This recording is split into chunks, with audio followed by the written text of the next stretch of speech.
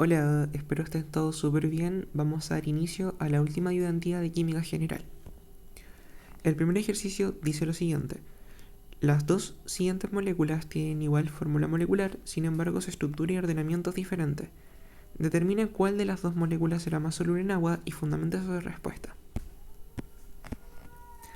Acá tenemos las dos moléculas y, si se dan cuenta, tienen una estructura bastante semejante.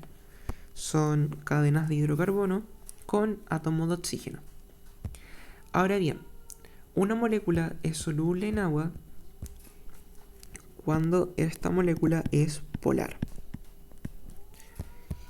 ¿Y cómo podemos determinar la polaridad de una molécula? Bueno, la polaridad la podemos determinar a partir de la electronegatividad presente entre los átomos que la constituyen. Nosotros sabemos que el oxígeno es más electronegativo que el carbono. Por lo tanto, la densidad electrónica se mueve hacia este. Y en este caso se mueve hacia acá. Si nosotros miramos ambas moléculas, podemos ver de que acá hay una sumatoria entre la polaridad o electronegatividad. Disculpen, no sé si logren escuchar a un gato. Si lo escuchan, de verdad lo siento. Y si no lo escuchan, qué bueno, porque de verdad está gritando muy fuerte. Y en el caso de la molécula 2, también se forma un momento dipolar, pero es mucho más pequeño. En este caso es difícil visualizarlo entre las moléculas porque es un dibujo, pero si nosotros pudiéramos comprobarlo experimentalmente, sabríamos que la molécula 1 tiene un momento dipolar mayor que la molécula 2, dado que ambas flechas apuntan hacia el mismo lado, pero en este caso apuntan hacia lados como chocando o como contrapuestos. Por lo tanto, si bien presenta un momento dipolar, este va a ser mayor. Además, la primera molécula presenta grupos hidroxilo. Y si se acuerdan de la clase de fuerzas intermoleculares, habíamos dicho que el agua genera lo que se conoce como puentes de hidrógeno, que es una fuerza intermolecular muy potente, la cual se genera entre el átomo de hidrógeno y átomos electronegativos como el oxígeno, el nitrógeno, el flúor, entre otros. Y también se presenta en ciertos grupos orgánicos,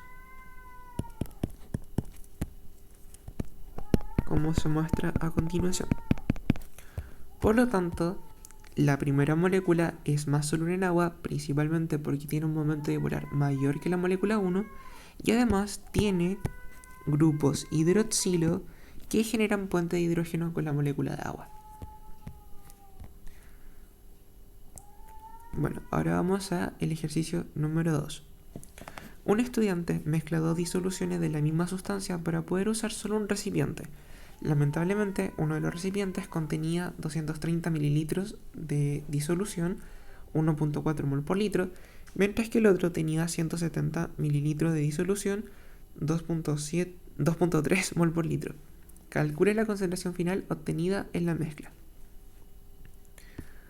Ok, entonces tenemos que determinar el número total de moles y el volumen final.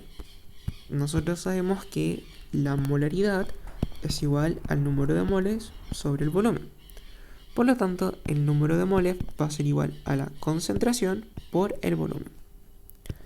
En este sentido, tenemos que el número de moles de 1 va a ser igual a los 1.4 por 230, 1.4 mol sobre litro por 0.230 litros, lo cual es igual a 1.4 por 0.23 a 0.322 moles, y en el caso de los moles de la segunda disolución son 2.3 por 170. 2.3 mol sobre litro por 0.170, lo cual es igual a 0.17 por 2.3 a 0.391 moles. Por ende, la concentración final va a ser igual al número de moles totales sobre el volumen total. Tenemos los 0.322 más los 0.391, que es igual a 0.713 moles sobre la sumatoria de los volúmenes, que son 0.230 y los 0.170, que esto es igual a 0.400 litros. Por ende, nos da que la molaridad va a ser igual a 1.78 mol sobre litro.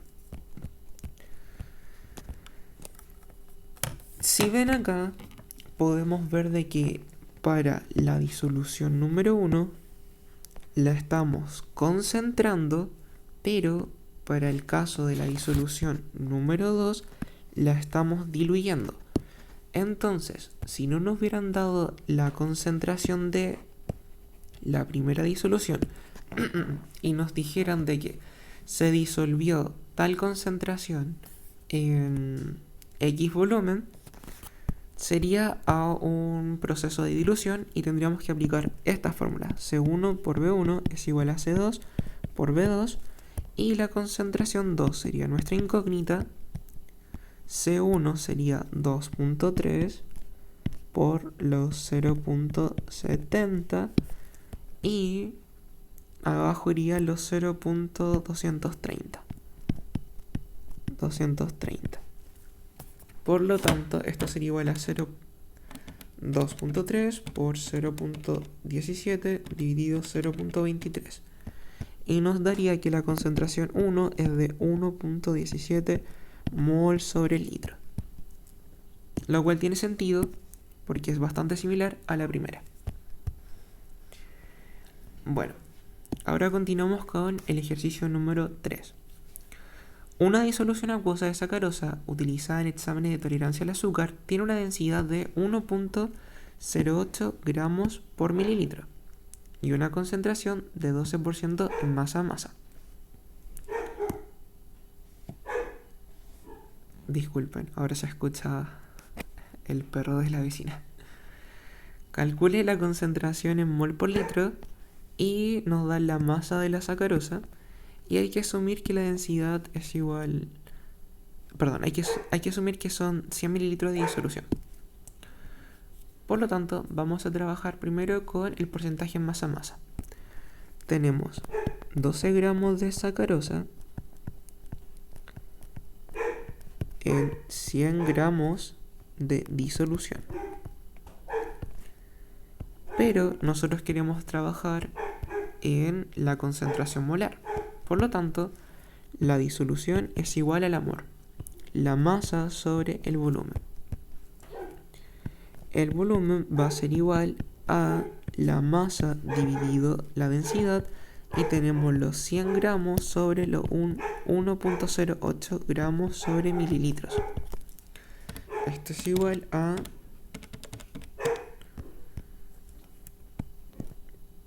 92.6 mililitros. 92.6 mililitros de disolución. Y estos están en 12 gramos de sacarosa.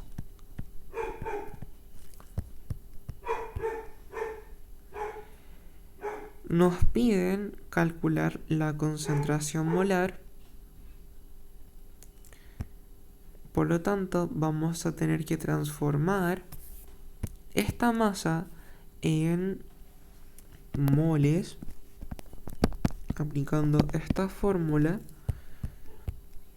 Y ahora que estoy viendo, como que es un poco irrelevante. No, según yo no es irrelevante. A ver, hay que primero transformar esta masa a los 100 mililitros de disolución. Porque esto es el porcentaje peso-volumen. Entonces sí, vamos bien. Por lo tanto, 12 por 100 dividido 92.6 nos va a dar que la masa, en este caso, son de 13 gramos de sacarosa. Y ahora sí hay que transformar esta masa en los moles respectivos, que son dividido 340.4 nos da 0.0381 moles en 100 mililitros, y esto lo quiero en 1 litro.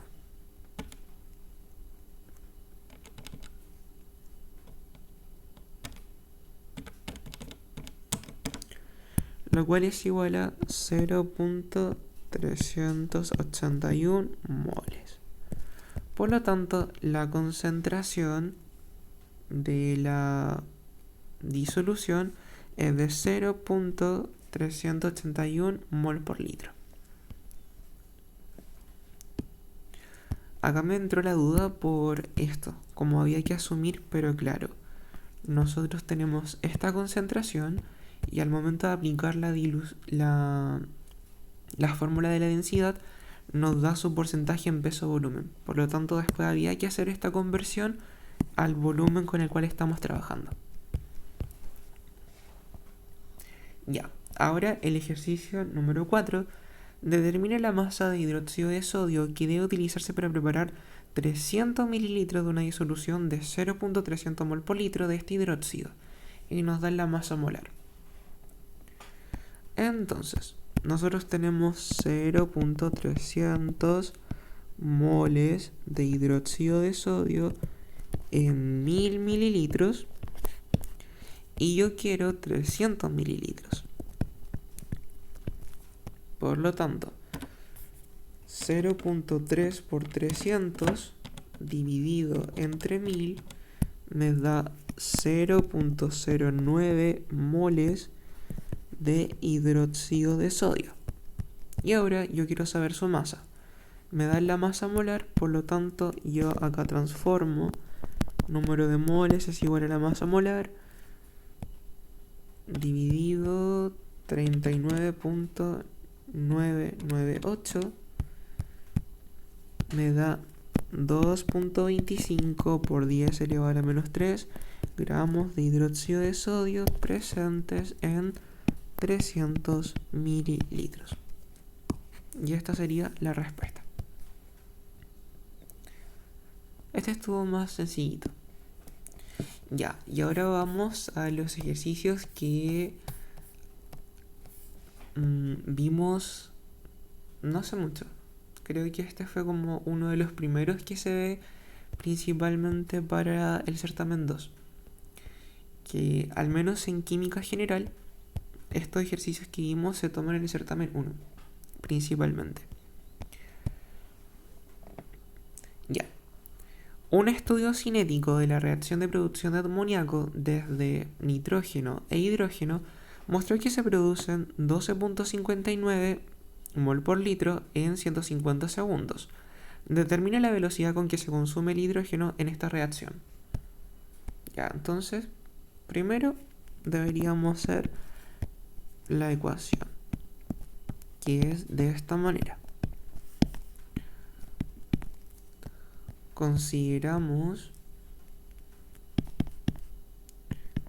un tercio de la concentración sobre el tiempo. Consideramos a los reactivos con el signo negativo y al producto con el signo positivo. Como nos interesa saber a la velocidad con la cual se consume el amoníaco y tenemos la velocidad con la cual se generó el producto, vamos a emplear esta expresión. Tenemos que la velocidad de formación va a ser igual a 12.59 molar sobre 150 segundos. Sí, está bien. Lo cual da 0.0846 mol por litro por segundo. Bueno, ahora nosotros sabemos que la velocidad de desaparición del hidrógeno es igual, la velocidad de desaparición del hidrógeno, no sé por qué no me lo marcó, ya, pero sabemos que esto es igual a esto. Por lo tanto, solamente tenemos que reemplazar. Y nos queda de la siguiente manera. La desaparición del hidrógeno, este signo negativo por si acaso indica eso, desaparición, pero no es que o consumo de la concentración, pero no es que la concentración sea negativa. El 3 como pasa por acá multiplicando, por eso queda acá como denominador. Y vamos a reemplazar en esto este valor que determinamos recién por 0.0846 y esto va a ser igual a 0.16 1269 mol sobre litro por segundo. Y esta es la velocidad con la cual se consume el hidrógeno. Ya. Ahora, este ejercicio lo incluí, no lo hicimos en la ayudantía porque no sé si su profe se los enseñó, pero igual lo vamos a desarrollar en caso de. Acá, ¿qué nos dicen? Nos piden determinar la ley de velocidad. ¿Y cómo podemos determinar la ley de velocidad? Generalmente nos van a entregar una tabla con las concentraciones y la rapidez. ¿Qué es lo relevante acá? De que va a haber uno donde la concentración es igual para dos experimentos, mientras que el del otro varía. Y esa es la que tenemos que utilizar. Por lo tanto, si nosotros recordamos que la ley va a ser igual a una constante por la concentración de A elevado a un coeficiente por la concentración de B elevado a otro coeficiente, nosotros vamos a expresar esto así. R2 va a ser igual a la constante por la concentración de A por la concentración de B XI, y ¿qué es lo fundamental acá? Vamos a ocupar la 2 porque la 2 tiene mayor concentración, aunque igual da un poco lo mismo el orden, pero ya, y esto va a estar dividido por la constante por la concentración de A 1 por la concentración de B y acá, ¿qué es fundamental? La constante siempre va a ser la misma, por eso es constante. Nosotros podemos ver de que la concentración de A es la misma, por lo tanto para afuera también. Y nos quedan dos expresiones, esta y esta. Entonces, R2 es igual a 2.63 por 10 elevado a la menos 3. 2.63 por 10 elevado a la menos 3. Y la otra es de 2.92, creo que vi, por 10 elevado a la menos 4. Sí. Y lo otro, esto es 0.549 sobre 0.183. ¿Qué es lo fundamental de acá? De que nosotros a partir de esta expresión vamos a conocer I. Y eso nos va a determinar también el orden de la velocidad. Si nosotros reemplazamos acá, nos va a quedar que esto es igual a 9.01 igual a 3 elevado a I. Si nosotros pasamos, si nosotros aplicamos raíz, nos va a quedar de que I es igual a 2.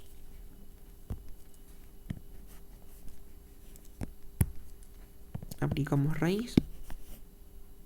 3 es igual a 3. ¿Y qué es lo fundamental de acá? De que como ya conocemos el valor de I, podemos tomar cualquiera de las expresiones para ahora determinar el valor de A. En este sentido tenemos que... Vamos a emplear la misma simplemente. Vamos a reemplazar... déjenme ver en cuál podemos reemplazar. Voy a pausarlo un poquito.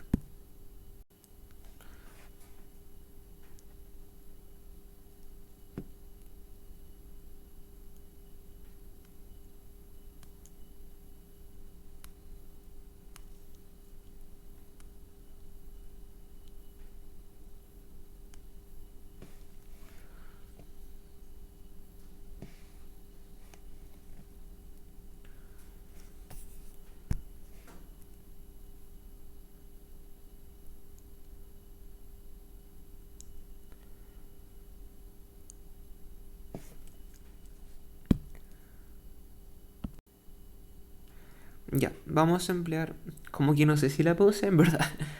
Ya, vamos a emplear R2 y R3 para poder ver qué pasa. Vamos entonces R3, R2, igual, la constante A3, A2, X, B3i por B2i. Acá nuevamente simplificamos la constante porque es la misma. Y acá vamos a ir escribiendo inmediatamente nomás. Paréntesis 1.17 por 10 elevado a la menos 3, que es la velocidad de R3. Y la velocidad de R2 la conocemos, que es de 2.63 por 10 elevado a la menos 3. Esto va a ser igual a la concentración de A3 sobre la concentración de A2 elevado a X. Todavía no lo voy a reemplazar. Y vamos a reemplazar en 0.366 sobre 0.549. Y esto elevado al cuadrado. Ya, si está bien. Este está acá. Ya, ahora, como que me está quedando muy feo, pero bueno. Nosotros vamos a determinar de que esto va a ser igual a 0.445 igual a... Esto lo voy a escribir como A simplemente mientras tanto por 0.667 y esto va a estar al cuadrado. Vamos a resolver al tiro esta expresión. 0.445 dividido por 0.667 al cuadrado, y nos va a quedar de que esto va a ser igual a 1. A es igual a 1. Ahora bien,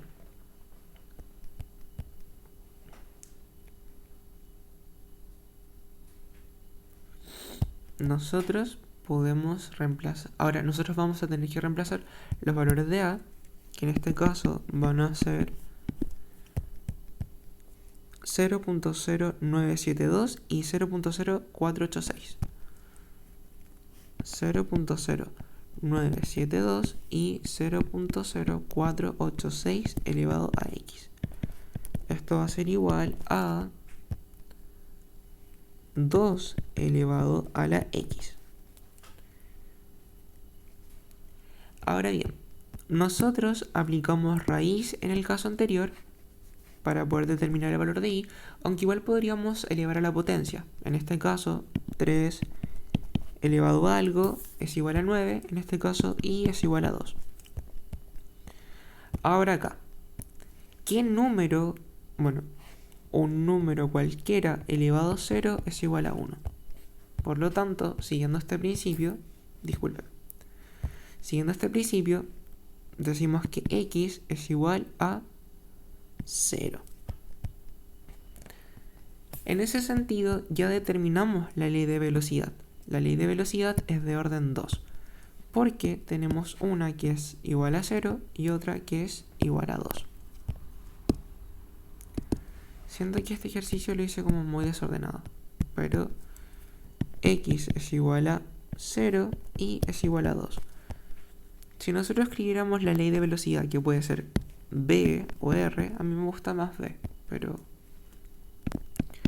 va a ser igual a la concentración de a elevado a 0 por la concentración de b elevado a 2 por la constante. En este sentido, la velocidad...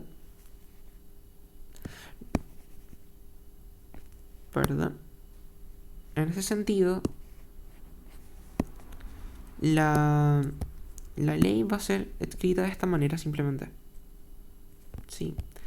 Siento que si les agrego más cosas va a ser más confuso. Pero no, déjelo de esta manera nomás. La ley de velocidad es de orden 2 y también podríamos determinar la constante. Pero encuentro que eso no es muy necesario ahora. Sería reemplazar solamente los valores.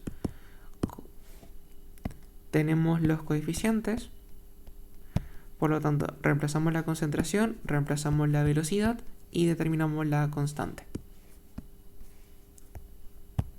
Ya.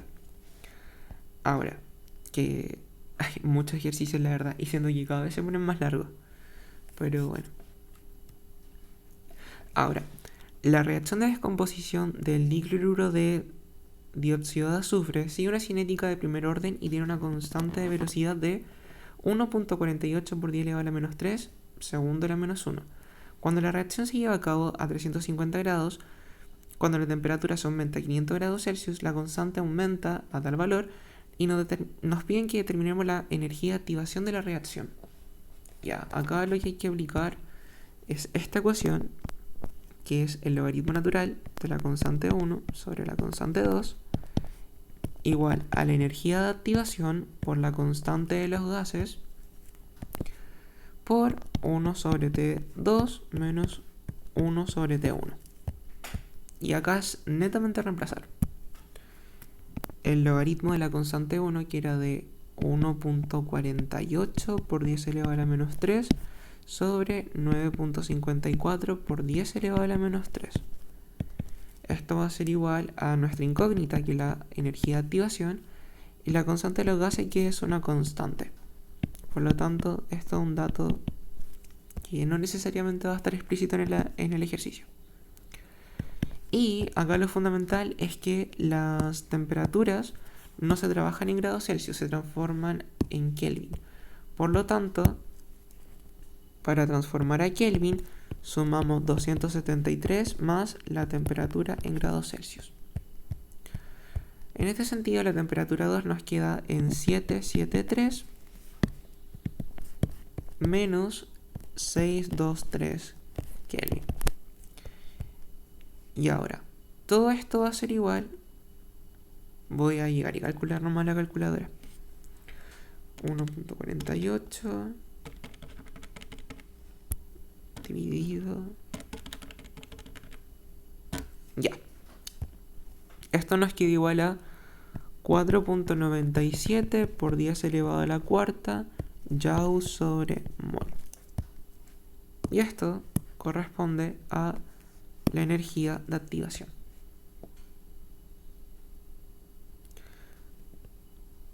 Si hay alguna duda, me comentan.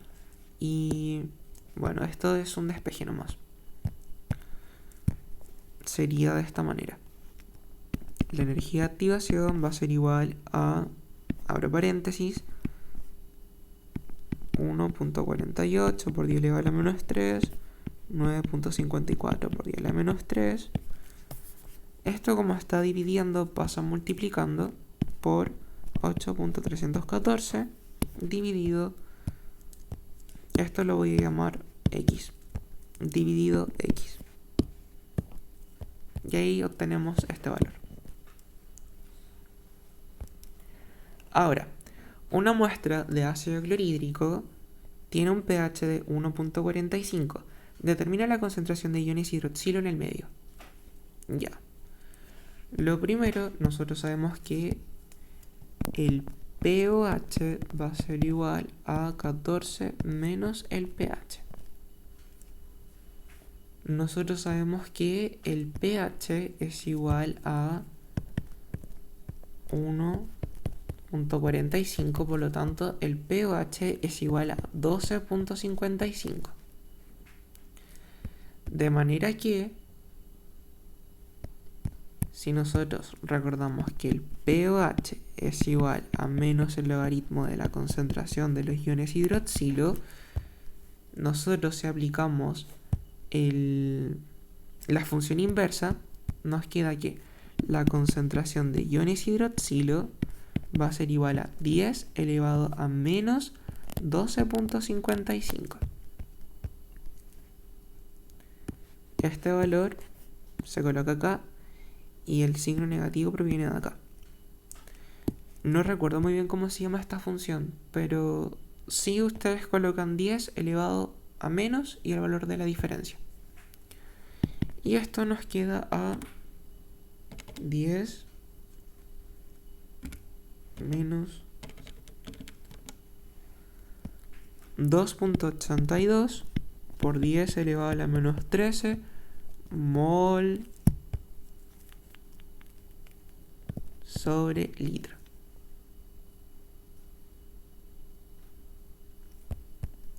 Y eso sería. Está muy simplecito. Puede que les coloquen un ejercicio así. Hay mucho chance, la verdad. Ya. Ahora vamos a los ejercicios que ahora son mi principal enfoque, porque estos ejercicios toman demasiado tiempo. Y en el certamen, por los nervios o por cualquier motivo, se les va a generar mucha presión porque necesitan hacerlos rápido. Y además tienen que hacerlos bien. Por lo tanto, vamos a ir haciéndolos paso a pasito. Ahora, calcula el pH que se obtendrá al preparar una disolución de ácido cianhídrico de concentración 2.50 molar y nos da la constante de disociación del ácido. Ya. Algo que es súper fundamental, siempre hagan el equilibrio, porque generalmente esto igual vale puntaje. Entonces tenemos que el ácido cianhídrico se disocia en protones y en cianuro. Si nosotros aplicamos el AIS, tenemos que en el inicio hay 2.50 y hay 0 y hay 0. En el cambio se resta, se suma, se suma. Por lo tanto, nos queda esta expresión de esta manera. Recordamos, la constante va a ser igual a los protones, cianuro, que son los productos, sobre los reactivos.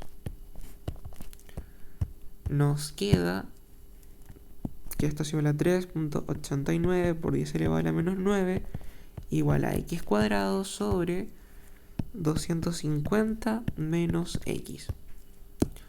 Veamos si se puede aproximar.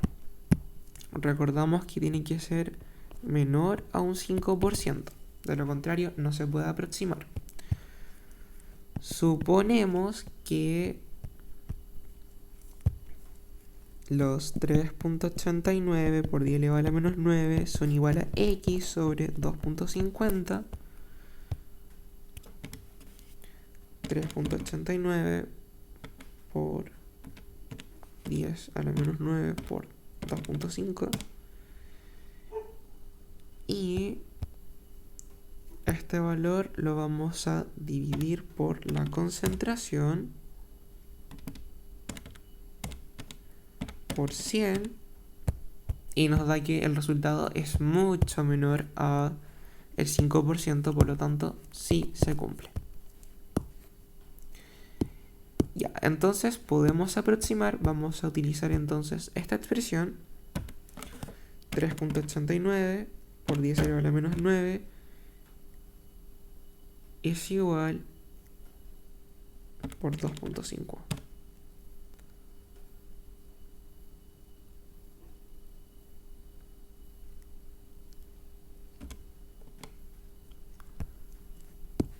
Me falta el cuadrado, perdón.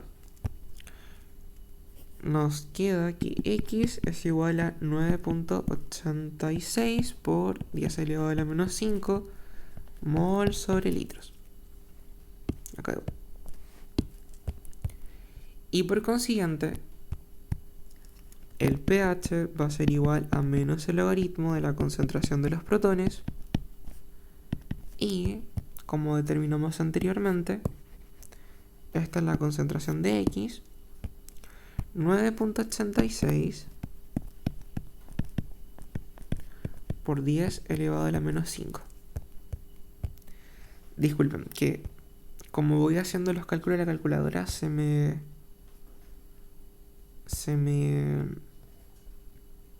cuesta visualizar qué había escrito anteriormente. Entonces, vamos a aplicar el menos el logaritmo, answer, y nos queda que el pH es igual a 4.01. ¿Tiene sentido? Tiene sentido. ¿Por qué? Porque estamos hablando de un ácido. Y habíamos dicho que los ácidos tienen un pH bajo 7. Y es un ácido débil, por lo tanto, debe estar entre 3 a 5, principalmente. Ya. Ahora vamos a trabajar con la siguiente. Determina el pH resultante a mezclar 15.38 de ácido fórmico de concentración 0.530 con 81.50 mol por litro de hidróxido de sodio 0.100 mol por litro. Y nos dan el dato de la constante de acidez. Ok, el ácido fórmico es el siguiente, el cual, al reaccionar con el hidroxilo proveniente del hidróxido de sodio, genera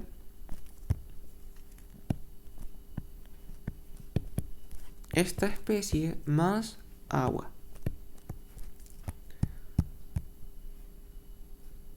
Acá, ¿qué es lo relevante? De que tenemos dos volúmenes. Por lo tanto, el volumen total va a ser 81.5 más 15.38 de 96.88 mililitros. Pero nosotros vamos a trabajar con moles. Y después vamos a trabajar con molaridad. Si ustedes recuerdan, habíamos visto que en el equilibrio podemos trabajar tanto con moles o molaridad. O ya, trabajemos con moles directamente. No sé.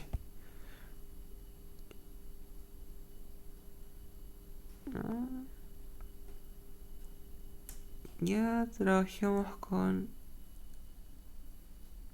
mol nomás. Ya. Tenemos moles. Es igual a C por B. Por lo tanto, si yo tengo 0.530 por 15.38, perdón, 0.530 por 15.38 nos da 8.151. Y en el caso 2 nos da 0.100 por 81.50, que nos va a quedar igual, en verdad, 81.50. 8.15. Ya. Entonces, si nosotros trabajamos con mole, tenemos acá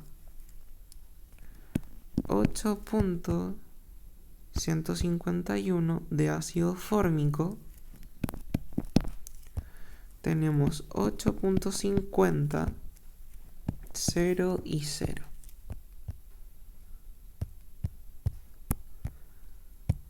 Prácticamente este es nuestro reactivo limitante, por lo tanto restamos los 8.150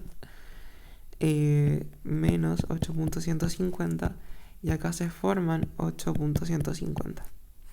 8.150, 0, lo del agua no nos importa y acá nos queda 0.001.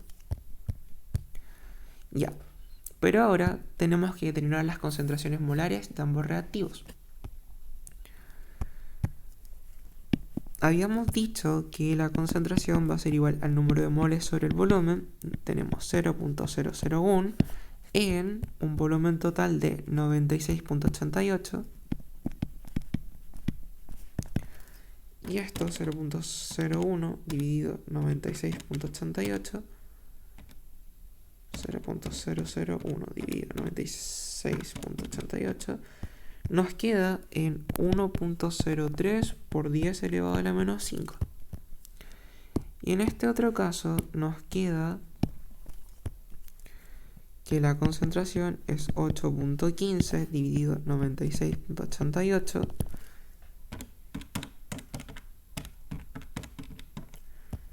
igual a 0.0841. Ya. Entonces, vamos ahora a realizar la neutralización de la base conjugada. Recordamos que en este tipo de reacciones tenemos dos etapas. La etapa de equilibrio y la etapa de neutralización.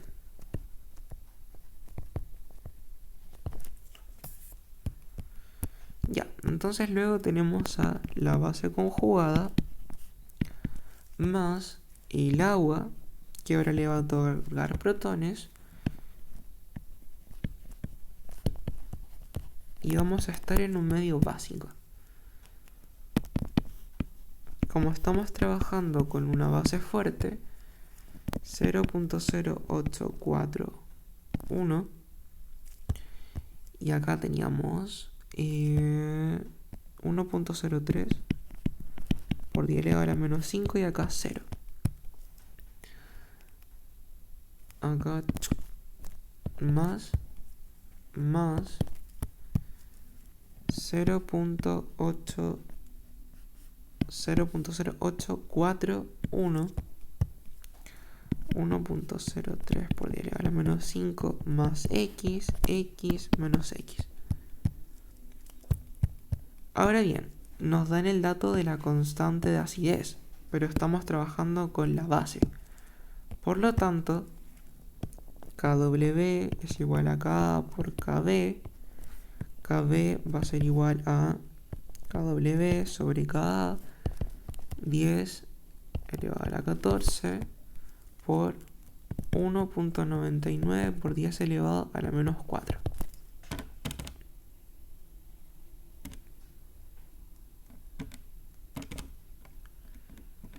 Y esto nos da que es igual a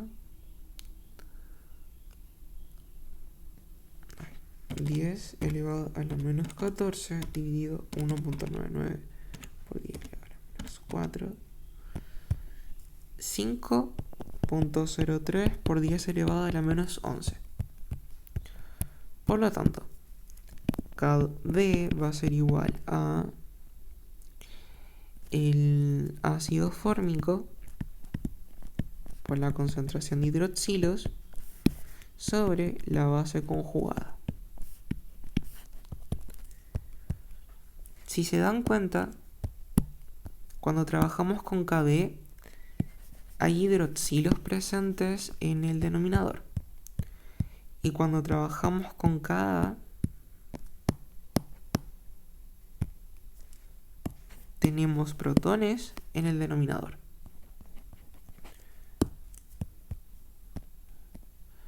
Entonces ahora reemplazamos x perdón, sobre 1.03 por 10 elevado a la menos 5 más x 0.0841 menos x, y esto es igual a los 5.3 por 10 elevado a la menos 11.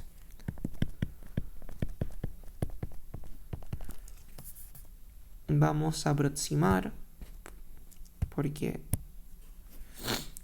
la concentración es bastante despreciable y nos queda que x va a ser igual a 4.1 por 10 elevado a la menos 7 mol por litro.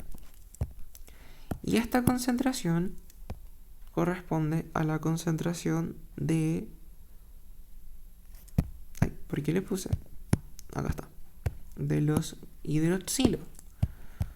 Por lo tanto, el pH va a ser igual a menos el logaritmo de la concentración de los hidroxilos. Y esto va a ser igual menos el logaritmo de 4.1 por 10 elevado a la menos 7, 6.39. Por lo tanto, el pH es igual a 14 menos 6.39. Y esto es igual a 7.61. Lo cual tiene sentido porque estamos en la etapa de neutralización, que es cercano al equilibrio. Y además es ligeramente básico porque hay hay hidroxilos presentes en el medio. Y eso sería todo por este ejercicio. No sé si hay alguna duda. Ahí después me lo pueden comentar. Y bueno, tal como le había dicho, acá yo lo trabajé con moles solamente porque a mí me tincó. Pero también lo podía haber trabajado con molaridad y tendría que haber utilizado los valores. Tendría que haber tomado estos valores y haberlos dividido inmediatamente por el volumen. Pero lo prefería hacer al final porque a mi juicio era más conveniente. Pero de ambas formas llegaban al mismo resultado. Ya, ahora, calcular el KPS desde... Perdón, era el título. Calcular el KPS de solubilidad. Una muestra de... Ni idea cómo se llama, pero tiene que ser algo mineral. Tiene solubilidad de 3.27 por 10 elevado a la menos 7 gramos por litro. Determina el KPS de este compuesto insoluble. Y nos dan la masa molar. Ya, acá, ¿qué es relevante? El equilibrio.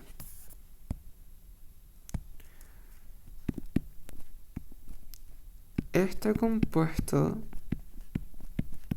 por su fórmula, esto es estado sólido, va a generar 3 varios que va a estar con un más 2 de estos, que va a estar con un menos 3. Eso es lo principal acá.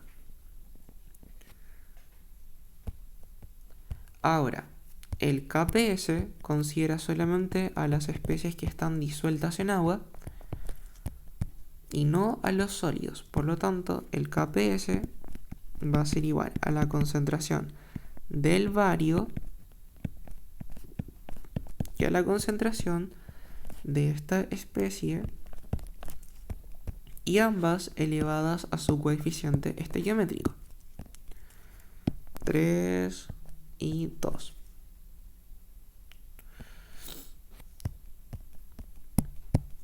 El KPS, por lo tanto, va a ser igual a 3S al cubo sobre 2S al cuadrado, porque si nosotros expresáramos este equilibrio, nos quedaría de esta forma. Ice, acá da lo mismo. Acá esto es 0, esto es 0. Esto sería 3S y 2S por los respectivos coeficientes pero además después se deben elevar, a su coeficiente. Entonces, si nosotros resolvemos esta expresión, nos queda que esto es igual a 108 el s elevado a la quinta, y por ende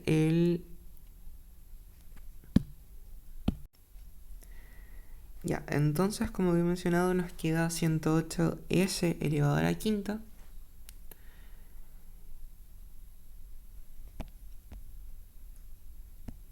bueno, los paréntesis están de más de hecho.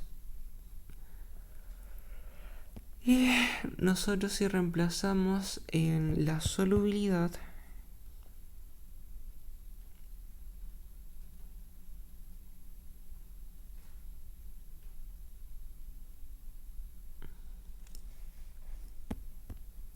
que vamos a determinarla de esta manera. La solubilidad va a ser igual a los 3.27 por 10 elevado a la menos 7 sobre gramos sobre litro sobre los 552.490 gramos sobre mol. ¿Por qué de esta forma? Porque la solubilidad tiene que estar en mol sobre litro. Entonces, en lugar de hacer el paso largo, vamos a ir directamente por la masa molar. Y nos va a quedar que la solubilidad va a ser igual a 5.92 por 10 elevado a la menos 10. Por ende, el KPS es igual a 108 por los 5.92.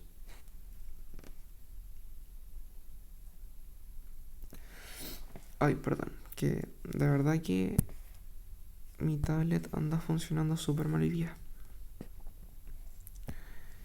108, como que abre todo lo que quiere y no sé.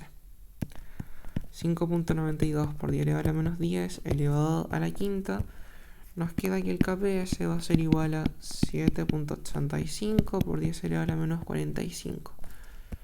Por lo tanto, este es el KPS del compuesto que nos dicen que es insoluble. Y verdaderamente es insoluble. Con un KPS así, ni siquiera con litros y litros de agua se va a disolver. Bueno, ahora nos preguntan si hay precipitación. Hay precipitación si se mezclan 30 mililitros de nitrato de hierro con esa concentración con 20 mililitros de hidróxido de sodio y demuestran la conclusión. Ya, pero esto primero determinamos las concentraciones. Acá el hierro tiene 5.14 por 10 elevado a la menos 6 por los 30 mililitros dividido los 50.0 mililitros, que son la sumatoria de los 30 más los 20. Y esto nos queda en 3.08 por 10 elevado a la menos 6 mol por litro. Los hidroxilos, que son provenientes del hidróxido de sodio, van a ser 4.83 por 10 elevado a la menos 4 por los 20 dividido por los 50. Y nos quedan 1.93 por 10 elevado a la menos 4 mol sobre litro. Ahora, si nosotros empleamos la ecuación de que el hidróxido de hierro 2 es un sólido que se disuelve en hierro más hidroxilo, tenemos que el QPS es igual al hierro más 2 sobre el hidroxilo elevado al cuadrado.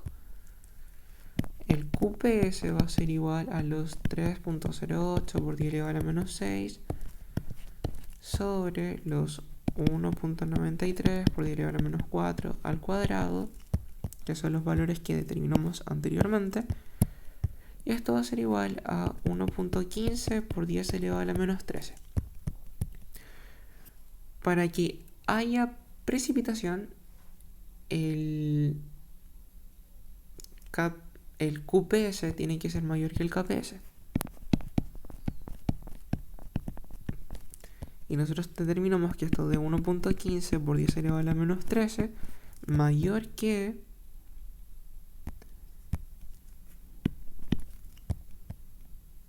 3.24 por 10 a la menos 14. Sí.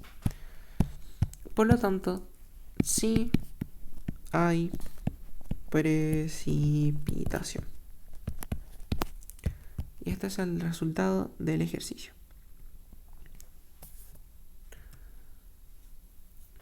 Este otro ejercicio también de solubilidad lo voy a hacer súper rapidito porque es igual a este. Determina la solubilidad del iodato de cromo al agregar exceso de este sólido en agua y nos dan el KPS.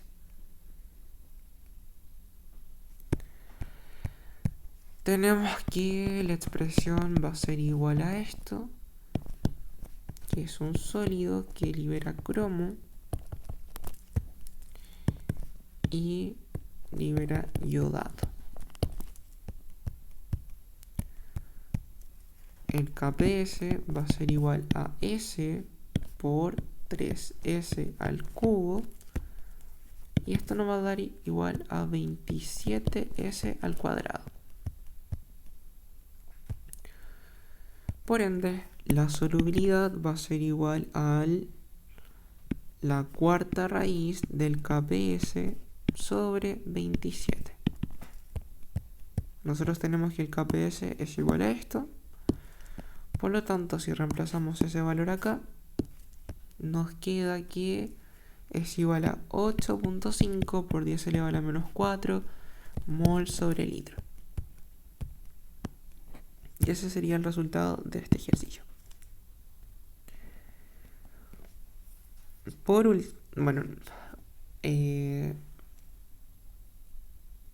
Antepenúltimo, tenemos que balancear esta ecuación redox en medio ácido.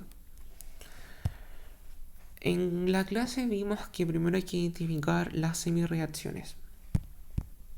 En virtud del tiempo, vamos a hacer la semirreacción de reducción, donde tenemos al dicromato que pasa a cromo más 3 y a la de oxidación, donde tenemos al yodo que pasa a iodato. Primero balanceamos todos los átomos que sean distintos, oxígeno e hidrógeno. 2 cromo, 2 cromo. Un yodo, un yodo. Luego balanceamos con moléculas de agua tantos oxígenos como hayan. Por lo tanto, tenemos 7 oxígenos, 7 moléculas de agua. Tenemos 3 más 3 moléculas de agua. Los protones los balanceamos en relación con los hidrógenos, más 14 protones, más 6 protones. Y ahora vamos a hacer al tiro la conversión. Vamos a agregar más 14 hidroxilo más 14 hidroxilos.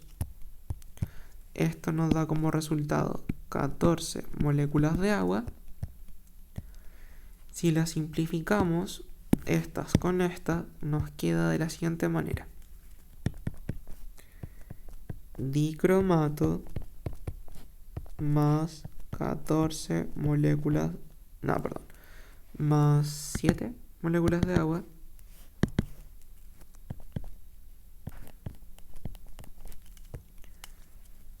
va a ser igual a 2 cromo más 3 más 14 hidroxilos. Y por el otro lado hay que también transformar estos más 6 hidroxilos. Nos quedan 6 moléculas de agua más 6 hidroxilos.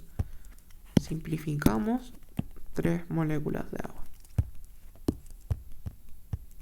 Nos queda yoduro más 6 hidroxilo, que dan yodato más 3 moléculas de agua. Ya. Ahora, tenemos que balancear las cargas. Acá tenemos menos 2 y acá tenemos más 6 menos 14, que nos queda en 8. Menos 8. Por lo tanto, para alcanzar estos menos 8 voy a agregar 6 electrones. Y en este lado tengo menos 7 y acá tengo menos 1. Más 6 electrones. No tenemos que multiplicar por ningún factor porque tenemos la misma carga. Por lo tanto, ahora sumo estas semireacciones. Pero voy a simplificar lo que tengo en uno con respecto a la otra. Tengo 3 moléculas, 4 moléculas de agua. Me quedan 4 moléculas de agua. Este con este y 6 hidroxilo con 8 me quedan... Perdón, como que estoy pensando en el resultado nomás. Que disculpen, pero son como las 2:10 de la mañana. Ya. Nos queda dicromato más yodo más... No, eso es todo. Lo cual nos queda acá 2 cromo más yodato más 8 hidroxilo. Agua, eso me faltaba. Más las 4 moléculas de agua. Ya. Ahora hay que comprobar que esté balanceado masa y en carga. 2 cromo, 2 cromo. Un yodo, un yodo. 3 oxígenos, 7, me quedan 4 acá. 8, 4 más 4, 8, está listo. 8, 8. Listo en masa. Menos 2, menos 3.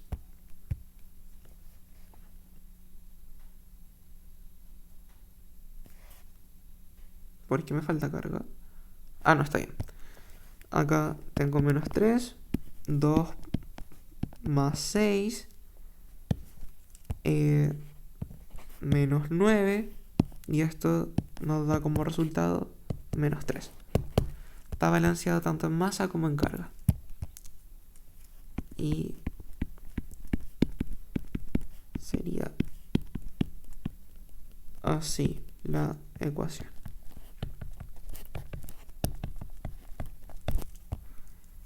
Más 8 hidroxilos.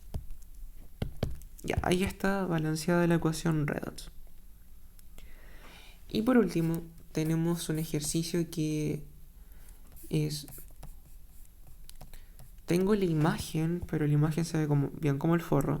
Así que lo voy a escribir porque si no, no va a dar como resultado.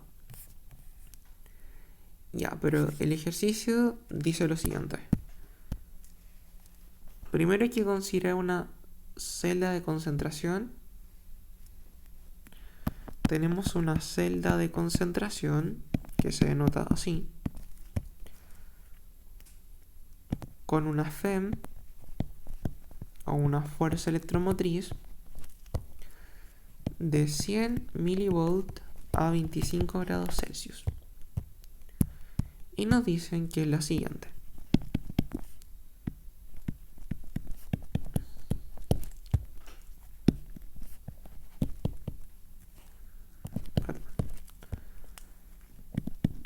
Y esto tiene un potencial de reducción de 0.34. 0.34. Se me quedó pegado. Ahí está. Volt. Ahora, lo primero que pedía el ejercicio era dibujar la celda. Y la celda, tal como lo hicimos ese día en clases, está constituida por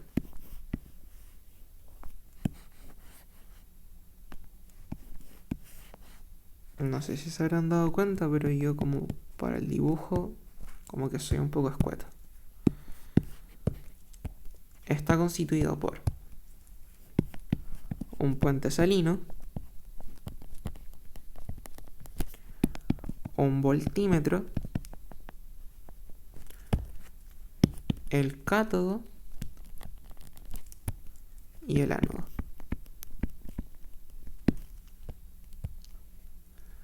Bueno, igual estos se llaman como que lo puse literalmente la solución. El cátodo y el ánodo. Nunca lo dibujé. Esto rojo es el ánodo y este azul es el cátodo. O también se llaman electrodos. Pero cátodo y ánodo están súper bien. Ya, ahora ¿qué era lo segundo que pedía el ejercicio? El primer inciso era dibujar literalmente esto, que es como el sistema. El cátodo del ánodo, la solución, el puente salino y el voltímetro. Después nos piden que... Déjenme leerlo.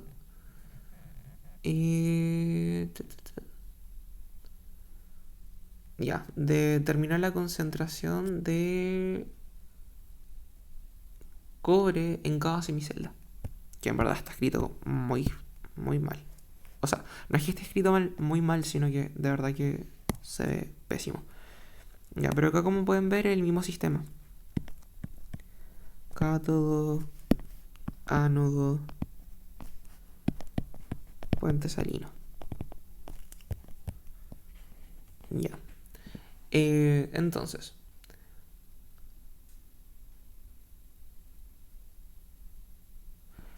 Ya. Entonces, nos piden determinar la concentración de cobre en cada semicelda. Ese es el inciso D. Pero en una celda de concentración, tanto el cátodo como el ánodo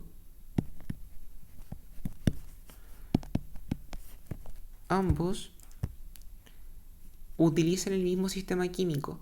Por el tanto, el potencial estándar de la celda es igual a 0.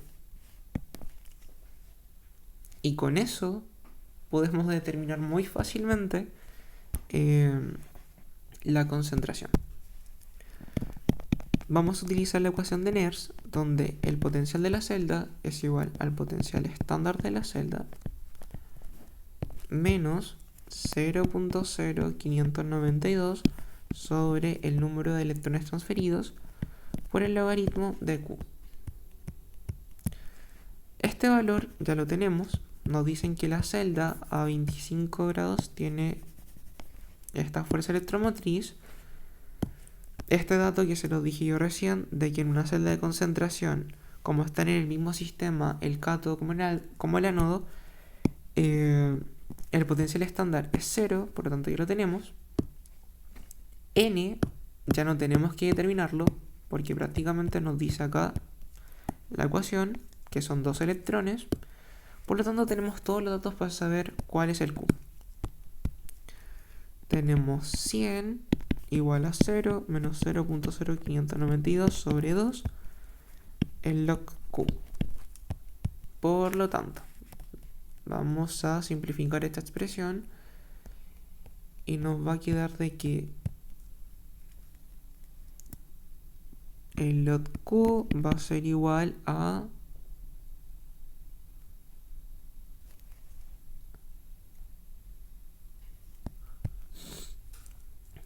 0.100 volt, porque recordamos que esto está en milivolt y tenemos que trabajar en volt, sobre los menos 0.0296, que es este valor, el log Q. Por ende, Q va a ser igual a 4.18 por 10 elevado a la menos 4. ¿Y para qué nos sirve este valor? porque Q es igual a el cobre más 2 en el ánodo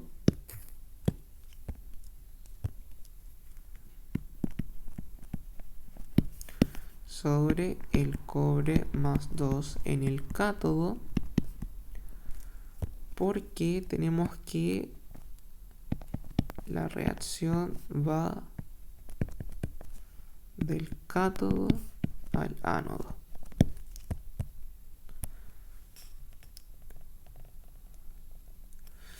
Y bueno, dado que nos dicen que está en condiciones estándar, bueno, el enunciado en sí dice que está en condiciones estándar. Déjeme leerlo. Sí, acá lo dice.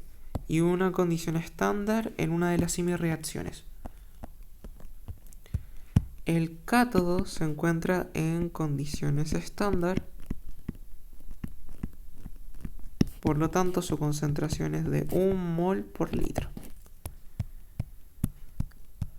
Así que solamente reemplazamos los 4.18 por 10 a la menos 4 igual a la concentración de cobre en el ánodo sobre los 1.0. En este sentido, la concentración de cobre en el ánodo es de 4.18 por 10 elevado a la menos 4 mol sobre litro. Y ya determinamos las concentraciones de ambos, tanto del cátodo como el del ánodo. Y el último inciso, que esto igual lo pueden preguntar, por eso lo quiero hacer, es dibujar el diagrama de celda. Que yo me acuerdo que cuando hice electroquímica me hicieron hacerlo. Y el diagrama de celda se hace así: ánodo sobre cátodo.